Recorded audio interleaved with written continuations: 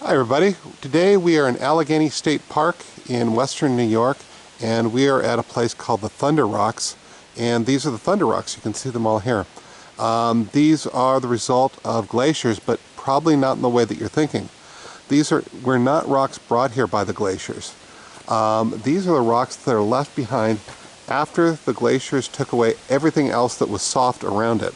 So there was, different types of stone here, maybe marble, maybe just dirt, maybe whatever, and the glaciers came through and these resisted the glaciers. And you can still see up here the scarification that happened because of glaciers, the things that were pulled out. You can see it very clearly along here. Sort of an extraordinary thing.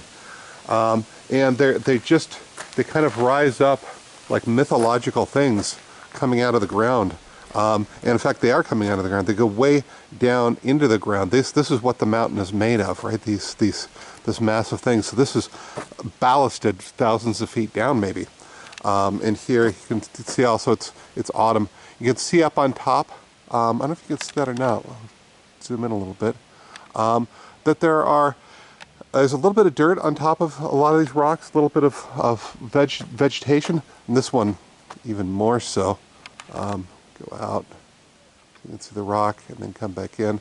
And there's a little micro biome up there with small trees, and basically it's inaccessible. I suppose if you're a rock climber you could, but they ask you not to go on top of the rocks, sure, for safety and also to protect that little microcosm. So because of that, I've got a couple of prompts for you today, not just one, and you can do both, you can do either, you can mix them. But the first one is about the way that nature reveals what's hard inside of us, what's strong inside of us, right? So the glaciers scraped this away, and it revealed what was strong in these mountains, which are these thunder rocks, which are below us and next to us and around us, right? And so if I were going to be doing this, I might start off with this thunder rock sort of meditation. But I think probably what I would do is talk about the first time nature really made me strong, which is when I went out. I was maybe early teen, 14, 15, and I started doing solo backpacking trips, and got out there by myself and realized that I was not weak, that I had these reserves inside of me that were really strong. Now that you don't have to have gone backpacking when you were 15. Maybe it was when you were 35 and you went body surfing for the first time, or you did just whatever it was that nature revealed those kind of strengths inside of you.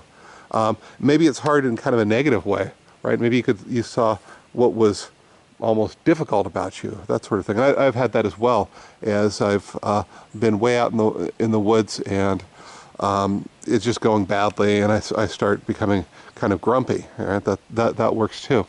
Okay, so that's prompt number one, and I think I would definitely do my backpacking trips. Prompt number two is about that little biome up there. It's a world that's reserved for just a couple of few species, a couple of few creatures, and nobody else goes up there.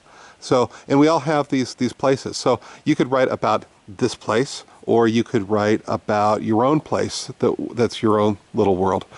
Virginia Woolf wrote, right, famously, that to be a writer you need a room of one's own. There's a lot of things where we need to have our own separate space. So what is that separate space? It could be for years and years and years and years. For me, it was the car. The only time I got, I was commuting and working so much that my real break happened in the car, and it was my own little world. Or it might be a little space of the forest, or it might be a room of one's own, whatever that is. So what is it for you? Okay, when you have that, you can put it in the YouTube comments, or you can put it on the comments for this in Medium, wherever you are. Or as Lee Ellen Shoemaker did last week, she submitted it, and we published her poem because we thought it was really, really good in the Journal of Radical Wonder, and we'd love to publish your poems too. All right, so write a poem. Please, please, please like and subscribe to this channel. It really helps me out a lot if you subscribe, and also if you like. To the YouTube channel, I mean. Actually to Medium as well. And write a poem. You're going to feel better about yourself. All right, I'll see you next time.